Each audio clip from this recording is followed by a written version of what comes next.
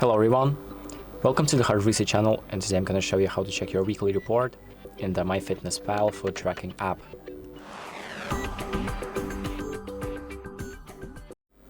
So if you want to see how well you've done throughout the week, you can do that by going to More. So select the More tab, you can find it in the bottom right. Then find My Weekly Report and press on that. And here you're going to see your report throughout the week. You can change it in the calendar right here if you want to check a different week. So if you scroll down, you'll see how many vegetables you had, fresh fruits, proteins, stuff like that.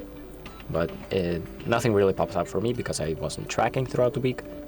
But here's the weekly calorie goal and how many calories you've actually logged and burned. Here are other stats and stats logged behind the premium subscription, and everything that you can check here. So that's pretty much it. Thank you for watching. I hope this video helps you, and make sure to like and subscribe.